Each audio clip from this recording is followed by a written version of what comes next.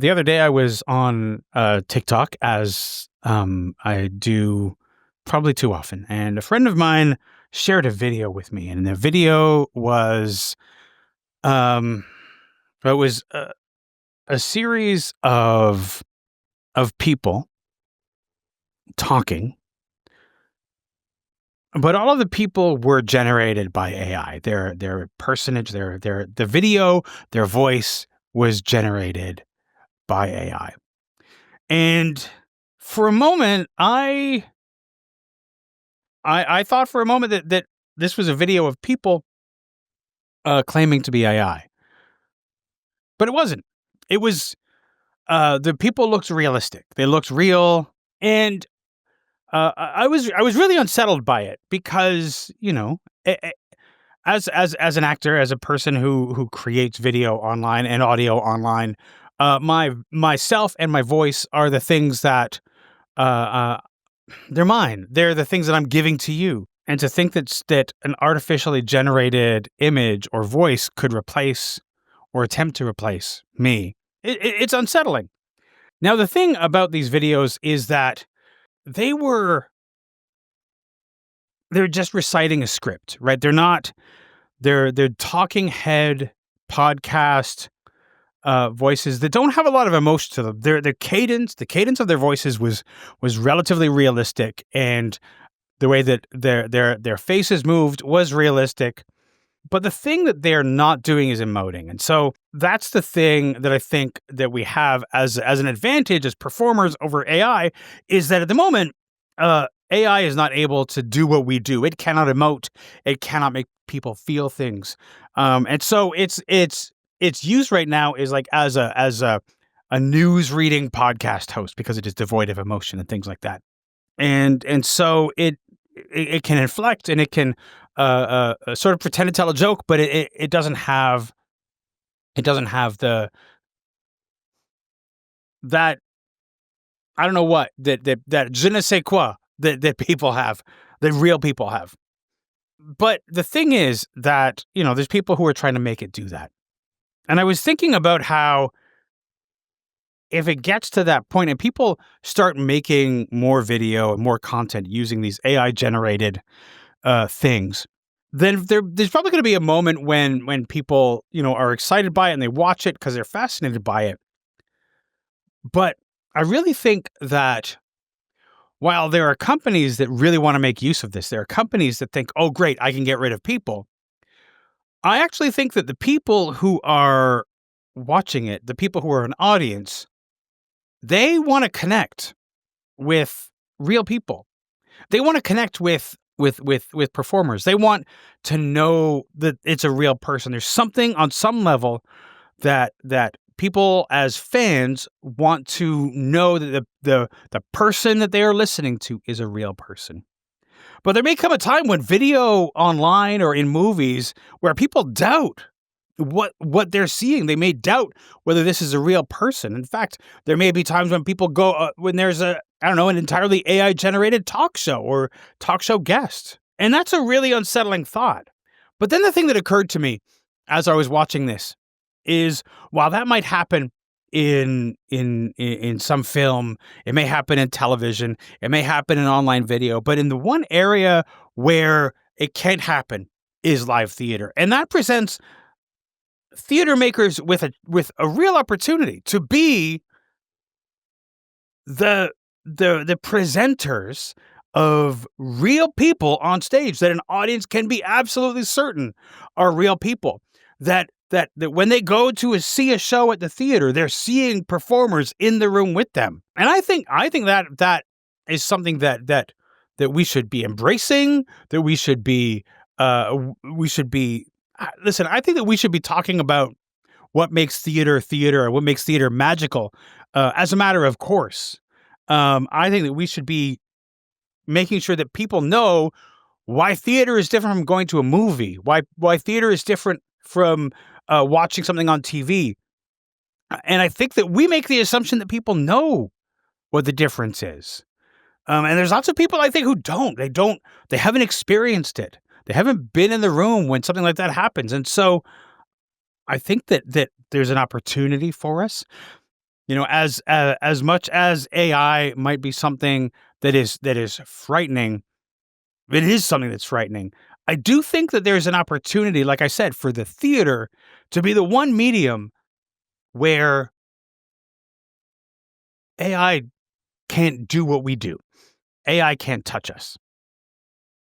And I think that's fascinating. I think that's something that we should look at and embrace and find ways to talk about.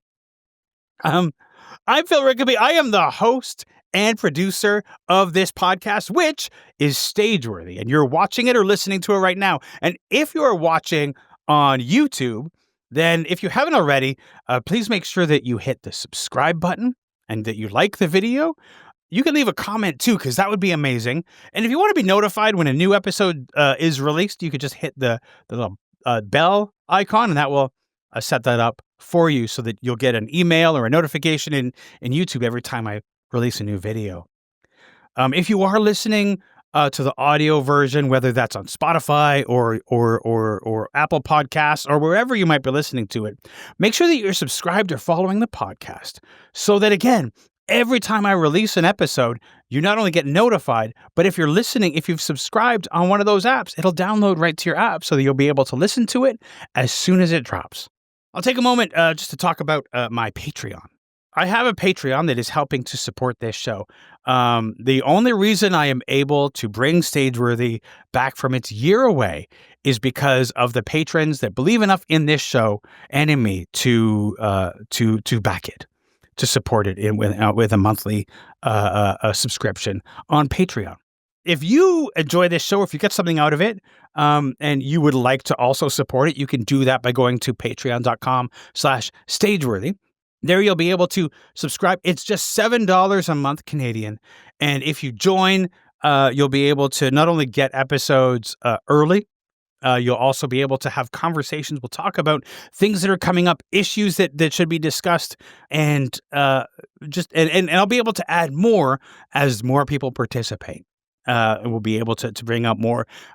Maybe I'll do a live recording just for patrons. There are all kinds of things that I can do. And so if you want to be a part of that, go to patreon.com/stageworthy and join, become a backer, become a patron of this show. My guest this week is Ruth Lawrence. I spoke to Ruth, within the first year of Stageworthy. I talked to Ruth. Ruth is somebody that I went to theater school with. And Ruth is an actor, writer, director, producer of film and theater, based in St. John's, Newfoundland. Ruth is an instigator as well as all of those other things. She's an award-winning filmmaker, writer, and a mentor. And so now here is my conversation with Ruth Lawrence.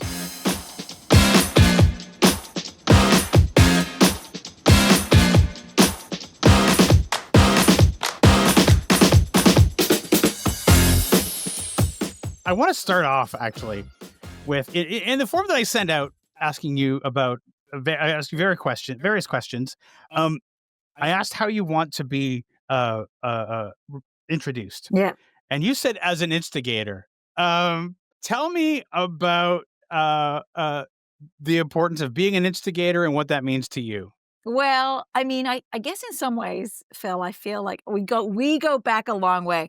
And in fact, I think that you were at George Brown the year that the college teachers went on strike. Were you there that Yes, year? Indeed. I was. Yeah. Yeah. And remember, we were in that big protest. We went out. We made the front page of the evening Toronto Star that day. I know. I remember. Yeah. And so for me, I guess in some ways, I feel like I've always, to some extent, been an instigator. Like I feel that's one of theater's purposes. Like obviously, to entertain is a big one of them, but the other one is to kind of instigate questions, instigate change, be a reflection of where we are in society, and maybe like show us the path to where we could be. I just read an article on Vaclav Havel the other day, who's one of my early influences when I first went to theater school. And of course, he went on to become the president of Czechoslovakia, which then became the Czech Republic. And he was a playwright and a deep thinker. And I can remember early on thinking, why would a playwright this good want to be a politician? And I've come to understand it over time, like, because that's what he was passionate about, was about making life better for people. And I think in Mm. some ways that's where the root of my instigation comes from, is like, how do we improve social conditions, or how do we shine lights on important issues that seem to be being ignored or not progressing fast enough in some ways. So yeah, I like to think of myself as an instigator, and I think most people that know me would say, "Oh yeah, yeah, yeah, definitely." Now, is that something that you've always been an instigator, or is that something you came to sort of like in teenage years or adulthood, or does it go deeper than that? I think I came to it pretty early on. Like, I don't know, I can't trace exactly when, but when you said that, I was like, well, certainly by the time I went to theater school, I felt like I was like, I wouldn't have been on, up there in a protest and on the cover Right. of a of a newspaper, which did surprise me at the time. But I was like, okay, this marks, where part of where my career is going to go. I mean, I can't. I mean, I think I was to some extent a rule follower in school, but partly because I loved school. I loved being, I loved all the things that for those early school days had to teach me and stuff. One of my favorite um, uh, high school courses was democracy. Sounds so boring, but I was like, I love that. I think I did very well in that course. And one of the reasons was because I just really kind of found it fascinating. And maybe, Phil, it's partly to do with there is so much theatrics in theater. I don't know, in politics, like, I don't think that's what drew me to it. I really do believe that it's the potential for social change, and like I was saying earlier, and trying to show another way, like a more, I don't know, more creative ways of resolving problems, I think. There is always a danger in politics that there's a machine surrounding it, that somebody can come in as radical as they want to be, but the machine of parties, of government can sort of get in the way of that, and a politician can lose their way. We see that a lot. Yeah. Yeah, we really do. And I hold my best admiration and my most admiration for those who don't. Like the ones who go in and go, I have something that I want to accomplish. And honestly, accidental politicians. Like Nelson Mandela never, I'm sure in his early days, dreamed that he'd be leading a country. And so I think in some ways it's the passion that drives them there. And how thankful are we as, humans sharing the earth at the time of those incredible visionaries, that they did step up, because it's easy not to. Like, I get asked probably at least once a year, are you going to run for politics? And I would say, no, I don't. I'm better on this side. And so, and I still feel that way. And I feel like I will feel that way for most of my life, at least. I don't really envision myself in politics, but I see and I understand why those people who do eventually go, I think I might be the only person who can do this. You know, Yeah. I can see that. Yeah. I can see those people. And when they step up, we're really lucky that they do. We're really lucky. Yeah. Yeah, as you were talking, I was sort of tongue in cheek going to ask a few minutes ago, like, when are you going to go into politics? But I also know that feeling, because occasionally people will ask me something similar. It's like, oh, so when are you going to run for public office? And I think, no, because I will get in so much trouble. Um, I uh, I would have a difficult time keeping my mouth shut in the parliament floor, you know? So it's better for me over here where I can cause some trouble. Yeah, yeah, exactly. That's how I feel right now too. Like, I do lots of advocacy, and I'm intensely interested. I was actually in Ontario for 10 days leading up to the election that just happened in this winter. I was doing some writing there, and sort of quietly watching that election, which I was really impressed by, actually. And they don't always impress me, but I was like, "Okay, there's that's" I didn't have any stakes in it, so it was Right. easy for me to kinda watch and go, "Oh, how is this gonna play out, and how are the different sides showcasing themselves and stuff?" It was really interesting to watch that, and especially at that point, like, it was so early in, that new administration in the States, and there was obviously, it was like a kind of a knee-jerk reaction, that election, but, it was interesting to see how folks distinguished themselves by being statesmen and women. Mhm. I thought that Mhm. was really, admirable in a time that Yeah. really pushes us not to be. Like, right now, we're pushed to be our worst selves in a way in order to get attention, and when you can rise above that and show your best, you're doing something right. Yeah, it's really difficult because we do live at a time when, a lot of times the loudest voice is the one that gets listened to rather than the voices that are really in the majority. So if somebody can make enough noise, they get the attention and they get what they want rather than the people who are actually outnumbering them. Yeah, yeah, absolutely. And we live and work in a forum in theater where that also is true sometimes. So, I do approach it like I go, okay, yeah, I understand this, and I understand that you need to sometimes make a show of things in order to get people's attention. But I also do respect, um, yeah, I respect the clear-headedness and intelligence and diplomacy that also comes along with that. All right, diplomacy is the real trick, right? Yeah, Because it diplomacy is actually what keeps us from becoming too divided, yeah, right? If we can talk to each other. yeah, Um, and that means that both if there are sides, it means that both sides have to do the listening and also the talking, yeah. which sometimes people are not great at. No, exactly. And like theater is, I always say to people here, like say, theater is public engagement. We talk a lot about like, how do you engage the public? Well, that is what theater is. Like you're in a room with people who've chosen to be in the same room with you.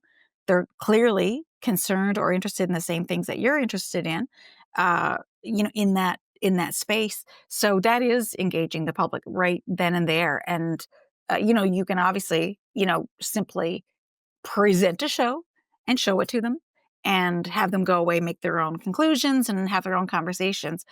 But there is also an opportunity to have a real discussion with people and engage them and hear what they have to say as well. Like and more, I'm I mean, I started out when I first came back to Newfoundland to work, the first shows I was doing was collective theater that I was writing. I was a part of the writing team and then performing it.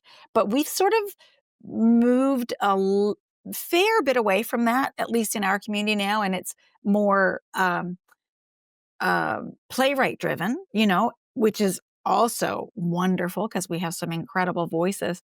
But I do kind of miss that collective process sometimes because I think it was certainly for Newfoundland, it was a way that uh, theater artists, all artists of all kinds, did kind of reach out and engage with the general public on issues that they felt were important, and said to them, "Come to the theater. We're going to talk about this, and we're going to show you a bunch of sides of an issue, and then you're going to tell us either by your laughter or applause, or your boos, or your after show discussions, what you think of it, and get that kind of conversation going, and then hopefully, it spills over into political action or open line calls and people taking that on for themselves, realizing, oh, okay, I'm not the only one thinking this, because often we do think, like, am I the only one who feels this way?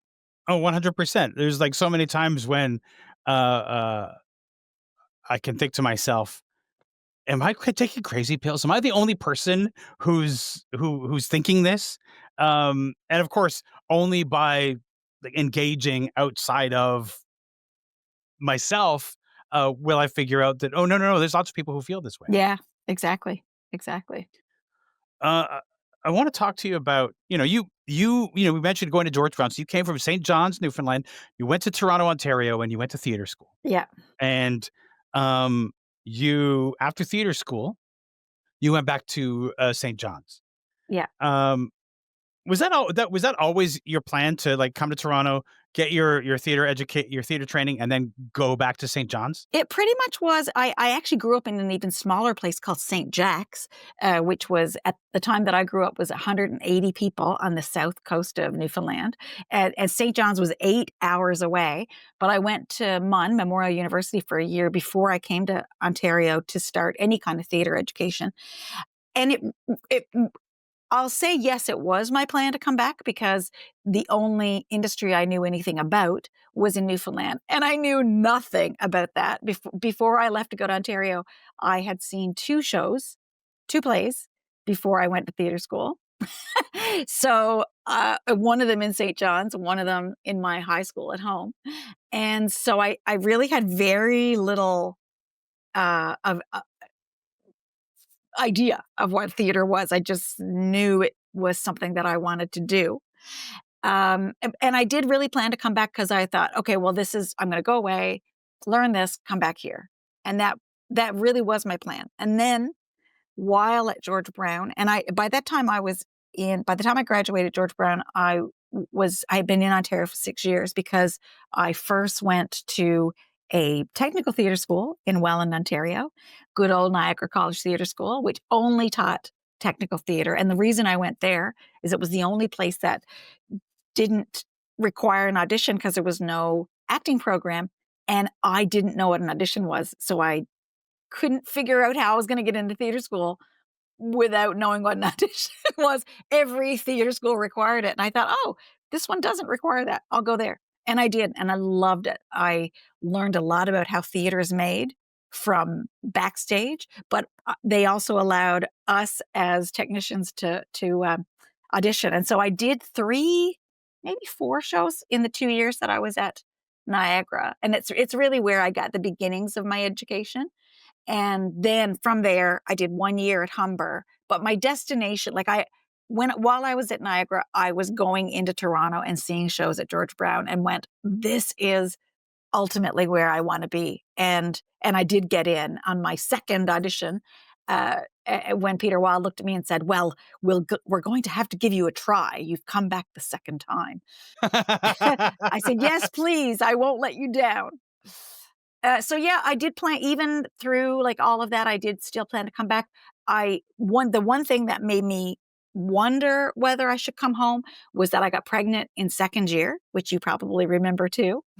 And it was really at that point that I wasn't sure if I could come home and make a living as an actor. So that was kind of my worry. I thought, okay, I got a child to feed.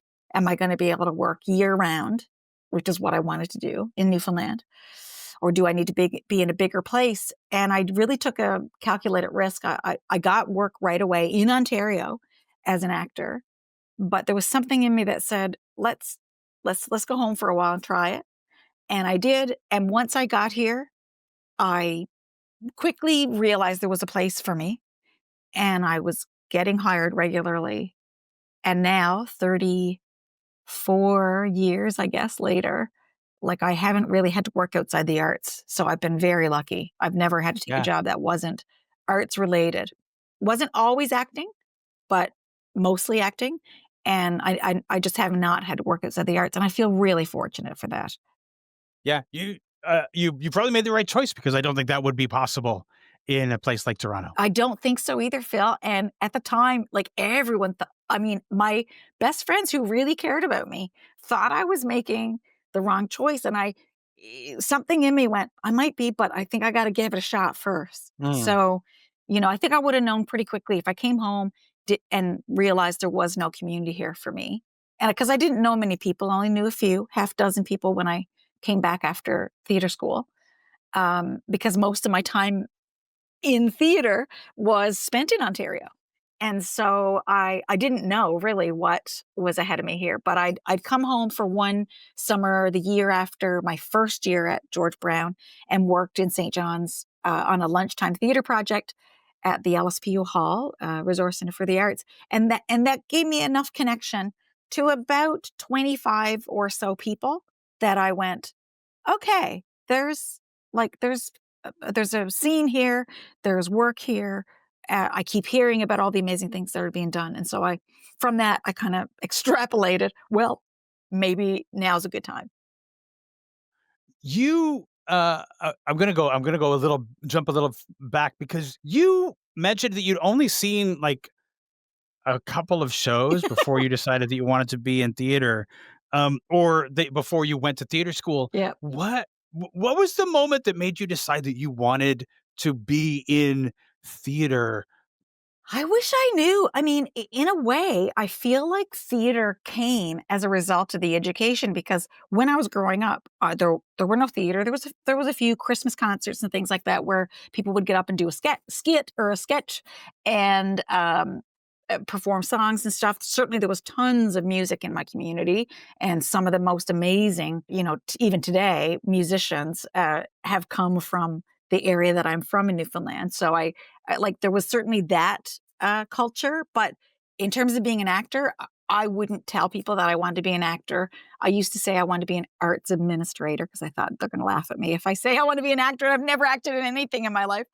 And that was, I kind of felt like I would be ridiculous. So then I came to MUN for 1 year and I tried to get involved in like MUN drama. I went to one meeting, never got called or never couldn't figure out where the meetings were after that one meeting. So I was like, oh, I guess they don't want me either.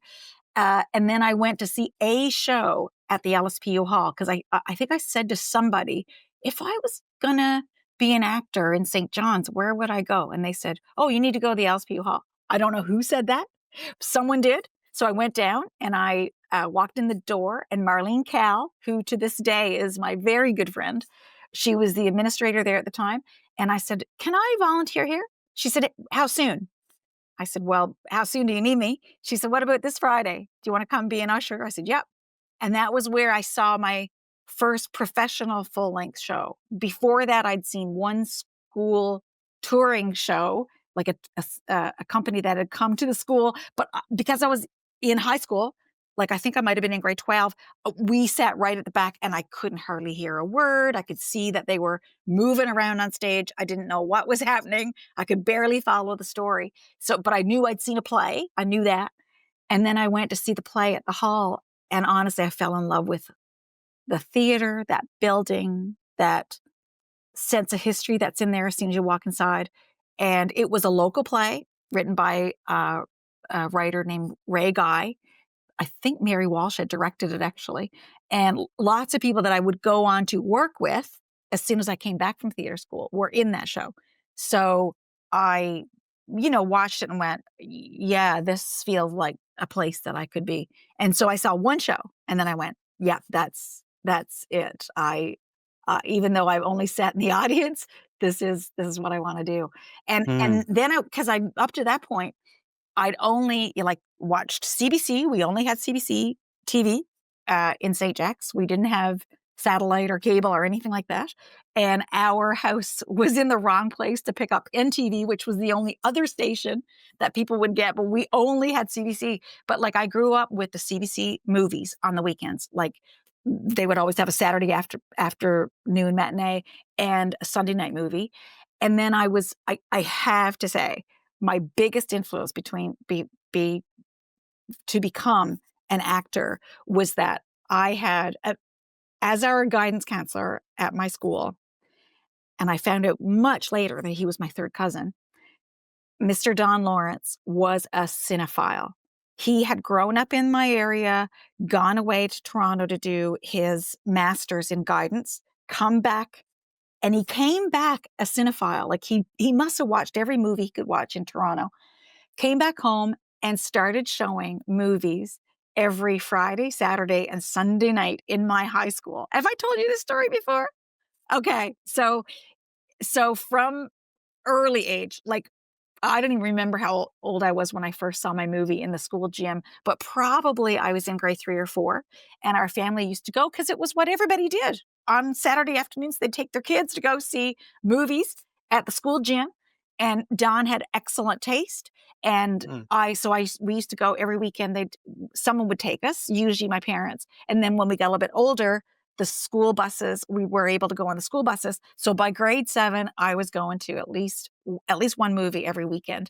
And then when I got in grade 8, Don's I don't maybe I told him secretly or maybe he just sussed it out, but he knew that I was a movie lover.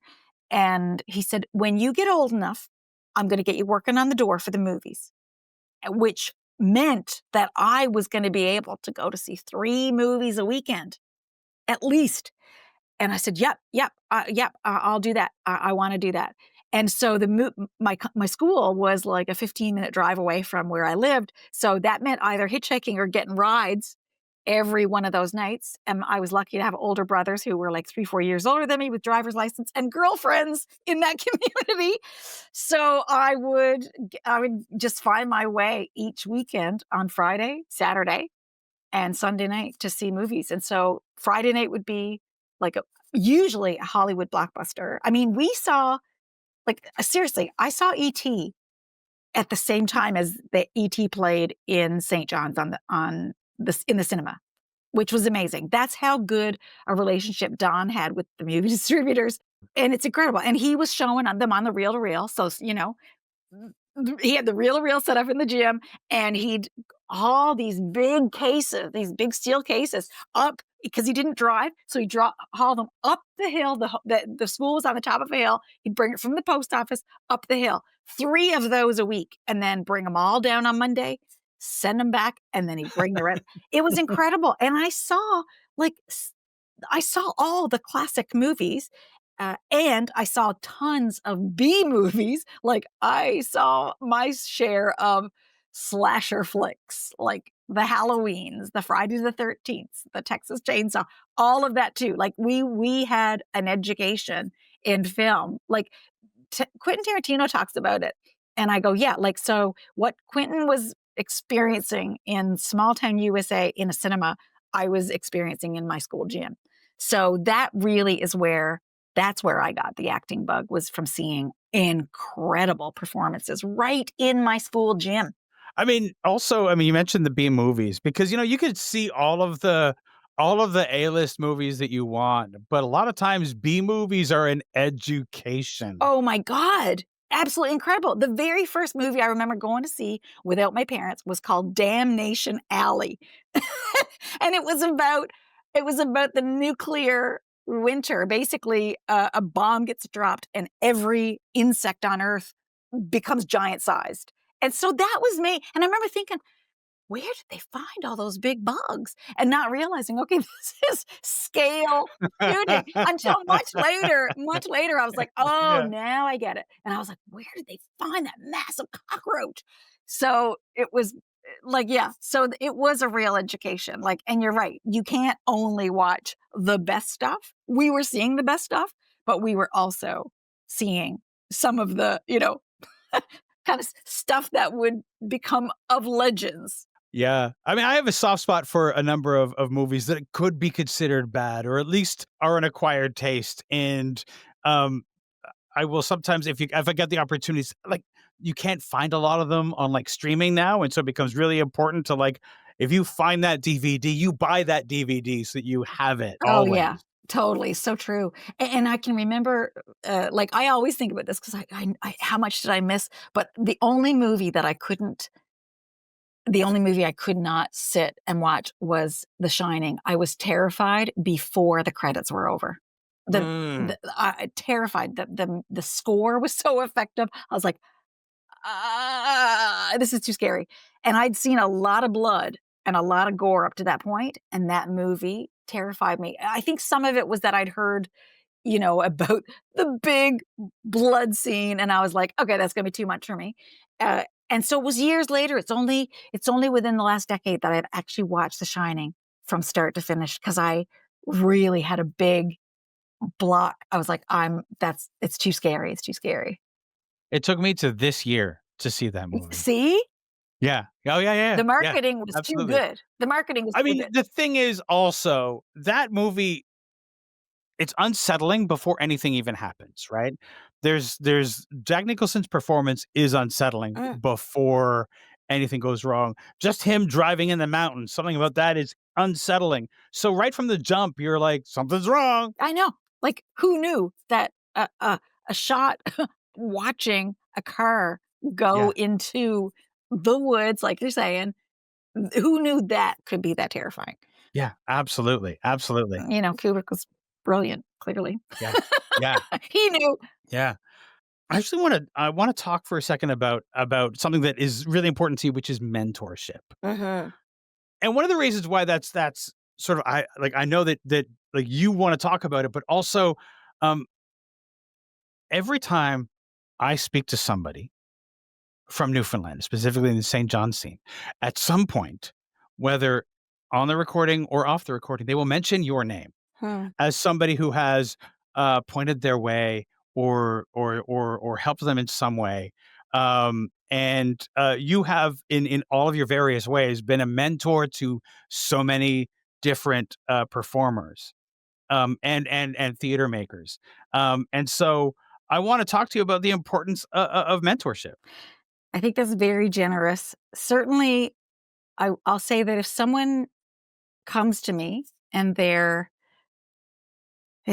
like, if I see the spark of, like, passion and love and dedication, and then they follow through, like that, because there has to be follow through. You can't just have passion, and you can't just have talent. Like, it's a lot of hard work, and you're not gonna get there without it, unfortunately.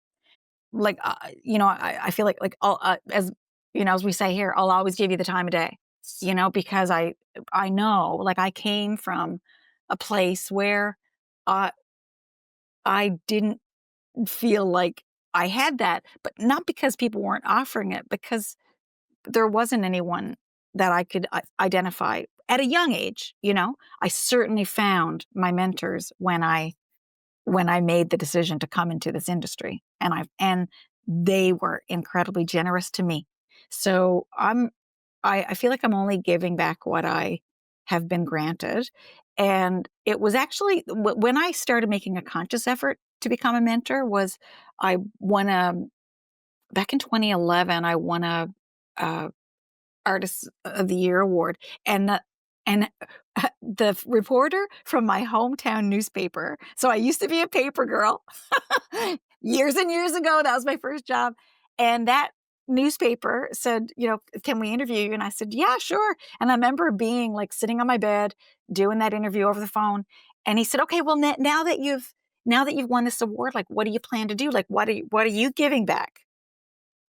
And I went, "Oh, that's a good question." And I said, "Well, I think, like, what I'm gonna try to do now more is, like, mentor people who are looking for it."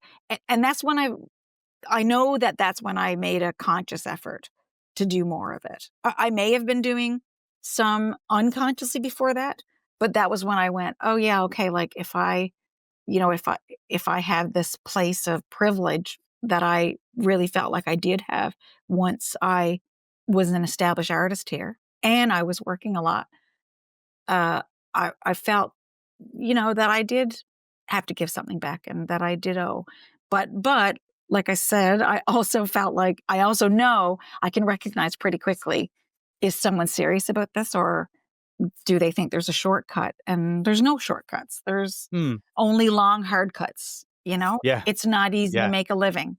It takes it takes a lot. It takes a thick skin, as you know, to Yeah. stay with it, and Yeah. even that's hard.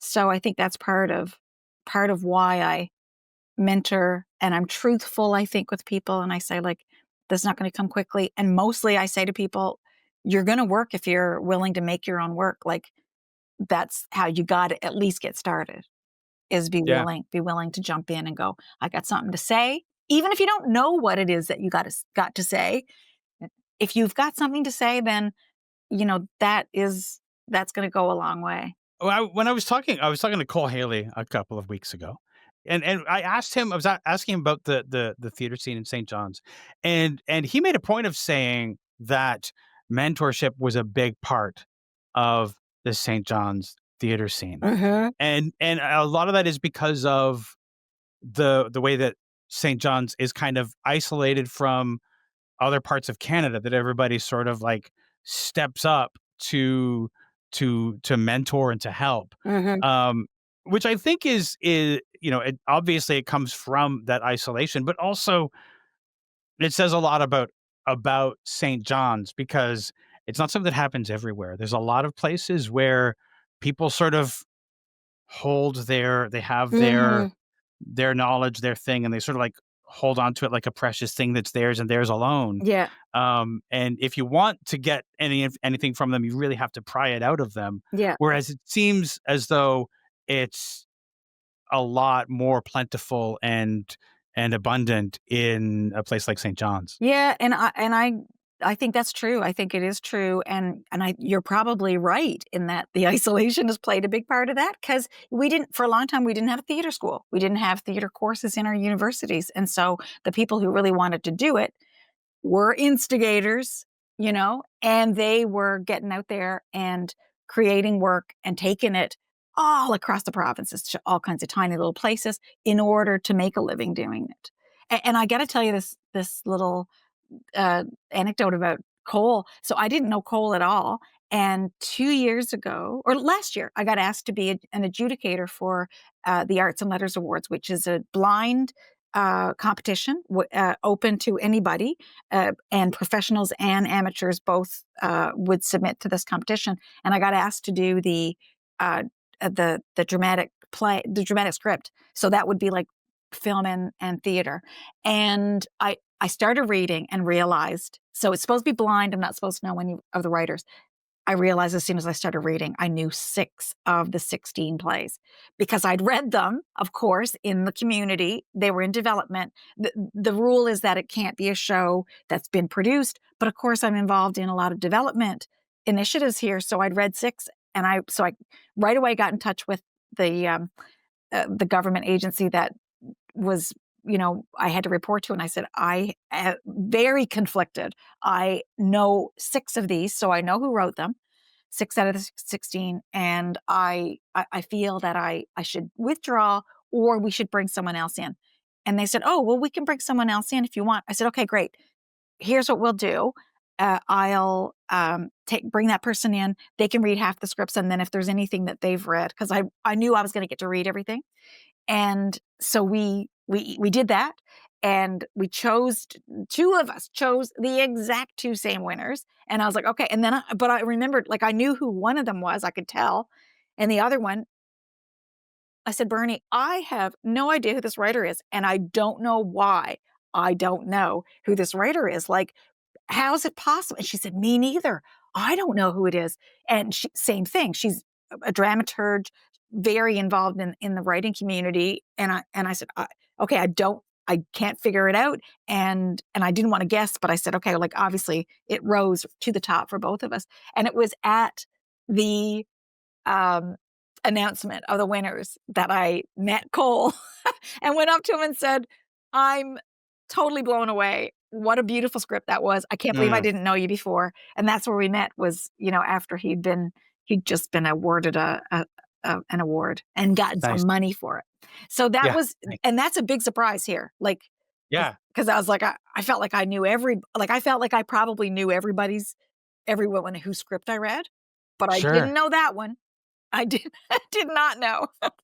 So that was interesting, and he's a fine, fine writer and an incredible, artist, so I'm so glad Yeah. one of his shows is being, produced next month in May. Nice. Yeah, Yeah, yeah, yeah. Yeah, I think we were talking about that. yeah, Um, you mentioned, that, one of the marks of the scene in St. John's is, creating your own work and making your own work, and that was one of the things that was necessary, years ago when you went back because there wasn't a theater and that sort of thing, and that's sort of something that's become an important part of the Canadian theater landscape. You come out of yeah, theater school or whatever training you've done, and you make your own work. yeah, But when you and I were at theater school, that was not in the cards. That was not something that was ever discussed.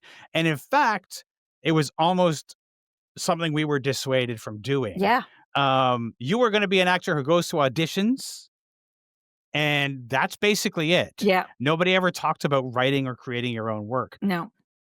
Is that something that did you start out of necessity? for of St. John? Was that just something you had to do? Yeah, I knew that I would have to, because like, I even though I wasn't involved in the community, I was seeing, like, the newspapers, and we had a thing called the Newfoundland Herald, which was basically a TV guide, and, all the people that I now work with all the time, um, were being featured in that in their early days of their career, and I could see that that's what they were doing.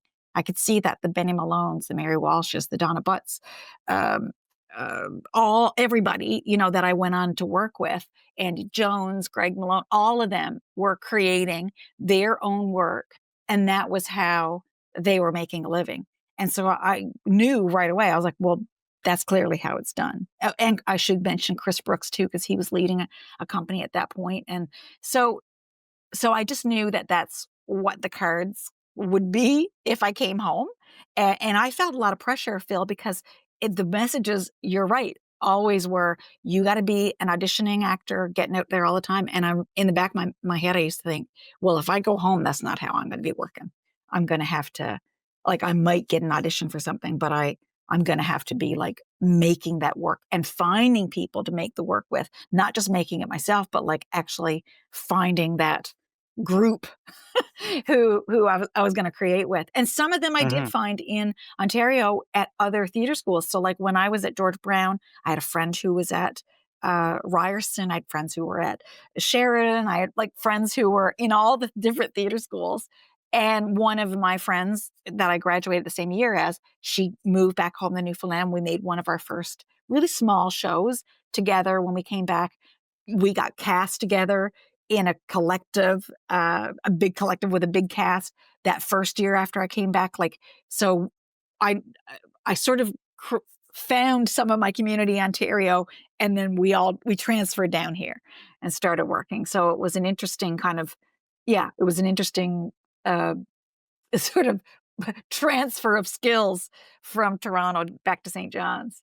Yeah. Yeah, and not many Yeah. people were going to theater school at that time either. Most people thought I was kinda nuts that I was going away and spending money to learn how to be an actor when you could just stay home here and do it, which is true, but I had never had that high school experience of being on stage. I didn't have, any kind of training, formal or informal whatsoever, not even taking a class. So, for me, I was like, I didn't feel that I could be confident in a room if I didn't go away and know something. And oh my God, I mean, what I learned is extraordinary. Those 6 years in Ontario, like, I got such a wealth of knowledge. Backstage first at Niagara, then even the 1 year that I did at Humber, I still talk about the stuff that I learned at Humber. Even though it wasn't the place that I wanted to land fully, I got a lot out of being there that 1 year and then going to George Brown for the next 3 years. I mean, that was that to me, I really felt like that, theater program was handcrafted for me, and I know it wasn't, but it was perfect for me. So Yeah. It's I mean, you often theater programs are what they are, mm, right? You come into it and either it's right for you or it's not. yeah. And a lot of and sometimes um people don't gel with the No, program, and no. sometimes people do. Yeah, and Peter Wald used to say, You come in here a good actor, and I if you put in the work and this all works for you, then you'll leave a fine actor."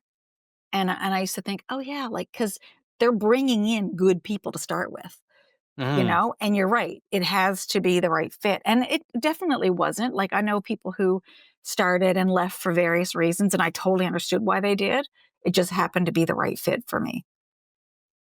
Yeah, Mm, yeah, absolutely. yeah. Um, Now you have in addition to creating theater, you've also, made, I would say, plenty of films. You've been involved in some filmmaking. Mhm. Is that was that for you a natural extension of just being a working arts person in St. John's, or was that something that you sought out as something new? Well, I mean, I was raised on movies and it never went away. So when I came back, and I didn't, I don't even think, I mean, I went to a lot of movies in Toronto, but I didn't go to any film festivals. And when I came home here to St. John's, that first year that I was home, I went to what was then like the second, I think, iteration of the St. John's International Women's Film Festival. And I remember sitting, I talked about this to that festival and to anyone involved in it. Like, I remember sitting in that audience by myself in the dark and going, okay, I can make movies. These women are doing it. I can do that. Because it wasn't that I didn't get the message that I couldn't do it, but there wasn't a lot of signs that there were women making movies. Like, pretty much everything I saw, everything I just referred to was made, by a guy. Amazing movies, but I did kind of, I think that ingrained in me a feeling of, but you can't do that. You can be in those movies if you get a role, but I didn't really feel like I was gonna be that it was necessarily open to me, and I knew I had stories I wanted to tell, and it kinda, bit by bit, going to that festival made me go, this is something I'm gonna do." But then I didn't have an education in it, and in the same way that I felt like I had to go to theater school to get an education, to learn how to be confident on that stage, I really felt like I needed to build my skills to be a filmmaker. So I just took every single, sometimes ridiculous course. Like, I remember taking a uh, music composition workshop like 15 years ago when I didn't even know really what was involved in composing for a film. I I was listening to it all and I was going, "This sounds amazing. I have no idea how I, as a filmmaker, have that conversation." Well, did I ever learn? So Mhm. that course, while everything was over my head, within 4 or 5 years, I was going, "Ah, that's what Rick Bates was talking about. Now I know he said to develop a language to talk to the composer. Now I know Mhm. why I need to do that, because if not, I don't get what I want from my films." So, Right, yeah. it was stuff like that, and I was sometimes taking courses that were wildly inappropriate for me, but I was trying to soak it all in, and eventually it all kind of started to, you know, set itself in place. Yeah. Yeah. When you're creating something new, like for me, when I'm writing something, I almost always go, "This is a play." It's like without even really having to think about it. I don't think, "Oh, this one's a novel," although that's happened once or twice. Yeah. Mostly, I think this is a play, and that's because that's where my mind, my heart is in the theater. When you're creating something, do, do you know when the idea comes to you? This is a film. This is a play, or like how does that process work for you? Yeah, pretty much, I think. I mean, I'm trying to think of an example of something that was something else first, and then, like, I'm actually well, first I'll say yes. I think pretty much I do see things in different ways. Like, I'm writing a play now that is a play. It is meant to be on a stage with live people watching, because I want that live interaction to be happening. I want people to be thinking at the same time as the actors are performing, like, and responding. And then there's times that I go, okay, yeah, no, this is a movie, because I'm seeing it and hearing it differently. There is one thing that I'm writing now, and I've been trying to write it for years, and it's a very personal movie. Everything I've made since my short films has been written by someone else. I have not yet written a movie that I've directed. I'm trying to write one now, but I've been trying to write it for more than 10 years. And interestingly, as I'm writing the uh, the script for the movie, I recently just took an advanced fiction course with Lisa Moore, one of our best and best known writers from here, and I suddenly fell into writing some of that film script as short stories. And Hmm. I went, "Oh my god, maybe it's still not a movie, maybe it's a book, and that's why it's so long coming." And I still have not figured, I don't know have that answer yet. I don't know if it will ever be a movie. Mm. I know it can be a book, because I wrote 4 short stories in that course, all about that particular incident that I'm trying to write a movie about. Uh, so I know it can be a book, but Will it ever be a movie? I don't know. I feel like it's gonna be one of those things that they'll say, "Yes, she died trying to make that movie. She never did it. She spent her entire life trying to make that movie, but nope, didn't see the light of day." That's what I feel like will happen. Well, maybe it could be a book and then it can be a movie. Maybe. Yeah. That might be the only way it's ever gonna get out. Yeah. Well, yeah, you were mentioning about how, you were seeing all of these movies made by men, and it was almost like you felt kinda like it was like as a filmmaker, there wasn't a place for you as a woman, and I can't help but think that, like, in the early days of silent film, Mhm. all of the directors were women. Yeah. All of the directors were women until they started making money, Yep. and then a bunch of men came along and took it from the women It's directors. so true, and we didn't hear that story till just recently, really, like, some people knew it, but that's true. As soon as, like, "Oh, wait, that's worth something." Uh-huh. Yeah, Then we go, "Oh," then it shifts, but yeah. not unlike many things. It's very true. That's very true.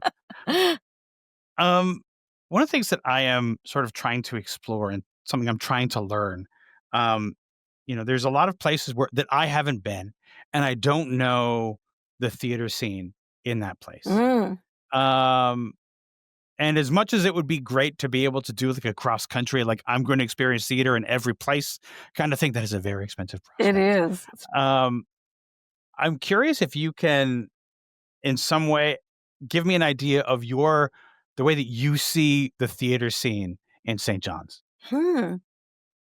Oh my god, that's a hard question. Well, I know that, like, so when I first came home, there was 3 professional companies, one on the West Coast, one one based in the LSPU Hall, and then another independent one, Rising Tide Theater. I went on to do a lot of my professional work with Rising Tide and some of my work at a lot of my work at the hall and some of it with RCA. The landscape of theater since, in the last 30 years has blown open. There's way more companies, way more creators, and I think I mean, some of the most exciting theater I see is here. Sometimes, not all the time. We are isolated, so we don't get to see a lot of the advances in theater here in the nation, we'll say, because we're so far from it. So often, especially on a technical level, like the kinds of things that are possible technically, it sometimes it takes a while for that to get here, so to speak, right? And so, but the writing, for me, the writing here has always been really of excellent quality. The questions people have been asking have always been incisive and, you know, engaging, really interesting questions that we've put out as plays, so to speak. And so that's always been really exciting to me. And even if a piece is rough or maybe not fully formed, I know at the heart of it that if it got to the stage, it has something intrinsically of value. So I think for me, that's what's kept me going here. Because obviously, if didn't want to be the only person making work here, like the only way I was going to grow is if other people were making excellent work, and the only way that I was going to get to raise the bar for myself was by seeing other amazing artists do great work. Like, let's face it, if if the bar is low, y- you don't have a lot to aspire to. If that bar is really high, well, then you gotta, you know, be competitive. You in a loving way. Yeah. Go into it and go, "I love that. I wanna do something as good as that. Can I do better? Can I, push myself? Can I really, like, get to that level?" So I think that's why you see amazing stuff coming out of here. Like, we've had many, governor general nominations in the dramatic, script, um, category, and I mean, when it comes to our novelists, absolutely incredible. So, all of our arts here, I mean, that goes across the board: music, dance, filmmaking, like, we have some of the comedy, my god, like, name 5 comedians in Canada, and 3 of them are gonna be Newfoundlanders. Absolutely. So, I think that that tells you, like, not only are we from this small pool, but we compete with each other. And I like to think, and I think the only way to really get better is to compete lovingly, as my friend Sherry White put it to me one time, like, and I think that's what's happened over many years. It wasn't always cordial, and people weren't always, like buddy buddy, but they also had a respect for each other, I believe. And certainly as they got older, they developed tremendous respect for each other. So I see that. And that's really what a lot of my role models, that's what they've shown me. So Yeah. Respect is the most important thing because without it, like if you can disagree with somebody and you still have respect with them, then you could build on something. yeah, Right. And so it's so important to keep fostering respect and to have respect for other people and have them respect you as well. So you can have these conversations, these difficult conversations. we circled right back to where we started in this Exactly. conversation. Exactly. Exactly. Yeah. Um, so just as we're sort of coming to the end of our time, I wanted to ask you what you're working on these days. Right now, so a few things. I just produced a movie with Sherry White. She wrote and directed a movie called Blueberry Grunt, and I produced that with her. That'll be out this fall. We just finished it. So we're hoping it'll hit festivals. So who knows? I might be in Toronto, I hope, sometime over the next year with that one. And currently I'm writing. The play that I'm writing is called If She Runs, and it was a commission from Persistence Theater here, a feminist theater, and they asked me to write a play about women in politics. That was pretty much all. That was like the capsule. And I said, okay. And so I went away and I realized, I've kind of been dabbling in that question for a while. Like, um, what keeps us out of or draws us into politics? And, it's, we're still pretty far behind as, women and female identifying, um, in the political sphere. We're we're nowhere near gender equity. We talk about it all the time and how important it is, but we're the closest we've ever come, I think, is 30% or something of our parliament. Never had an elected female prime minister. However, we have had it. Kim Campbell was representing. She was our prime minister for a while. Um, and I also think, well, and look what happened to her. Like, Yeah. it was lots of very unfortunate circumstances around that. Same thing has happened in many cases, not all, but in many cases with our provincial politicians here and across Canada. Um, but we are making lots of progress. So my question that I wanted to kind of delve into is like, what gets us interested in politics? What keeps us in or drives us away from it? What are some of the things? And are we as an electorate? Because remember, I've decided not to be to put myself up for political office. What is my responsibility, and everybody else as an electorate? What is our responsibility to supporting the candidates that we want to see represent us? Like, how do we play a part in that? And we most definitely do, especially whether they run in the first place and whether they win and whether they stay in it. So Yeah. that's Is kind that of the something that you're question. finding yourself are you that particular thing, is that something you're finding yourself, drawn to explore in this play, the electorate and, and the relationship between the electorate and the one that would be elected? Definitely. In fact, it's a bit of a odd beast because I'm writing it as an interactive piece, and while we're seeing the show of the candidates who are deciding and how they decide and what affects their decisions, the audience is always voting along the way. And I want that voting to tell us something Hmm. about how we judge, the standards we hold people to, the kinds of preconceptions we have, uh, our, uh, predeterminations and our likes and dislikes. Like, how does that all play out when we're voting?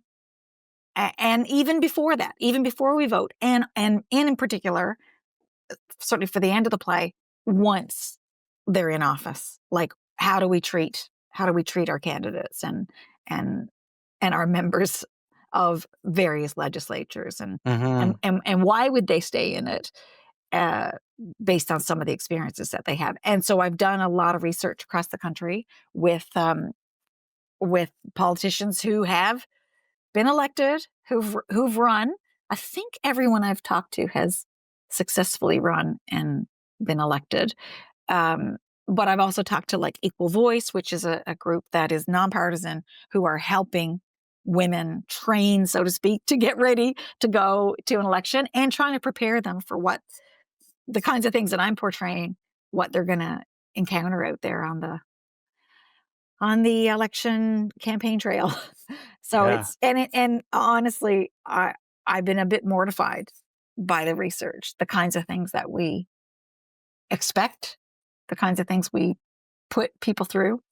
Mhm. Yeah. It doesn't make us look very good. I'm not very proud of the kinds of things No. that I'm hearing. No. I think like that kind of stuff, things that people say is the reason why the politician Charlie Angus in federal politics is leaving politics Yeah. because I mean, he had a video that he released where he played messages that he gets Uh, and that he's been getting these kinds of messages for the last 10 years or more. yeah. And like, why would somebody subject themselves to I that? know, and ironically or coincidentally, when we talked about politics earlier, I was talking about people who do put themselves out there, put aside a career that they are loving and are successful in, and do this. Charlie Angus is one of them. Yeah. He didn't need to be a politician. He didn't. No. He was having a very successful career, but decided I have to do something. I have to get involved. And so he's Yeah. one of many that I go, yeah, like they could have chosen something else. Yeah. And what did Charlie do? Gave most of his really his working life to Yeah. public office, So yeah, and that's pretty saddening. It turning that mirror back on us. Yeah. We don't look very good in that mirror, Phil. No, we No. don't. And I think about the things that the politicians that we've lost because of that, and the ones Mhm. that we're losing, and people like Charlie Angus who are passionate and stand up for things, and would be like if they could, if we could keep them, it would be amazing. And yet we, it's almost like we would be asking too much Yeah. to ask somebody like Charlie to keep in politics more. Yeah, so true, so true. And Yeah. yeah, so it's interesting that you bring him up because he's one of the people that was like flitting through my mind as I was talking Yeah. about it. Yeah, Yeah, absolutely. yeah. Well, Ruth, thank you so much for joining me. I really appreciate this conversation, and it's been wonderful catching up.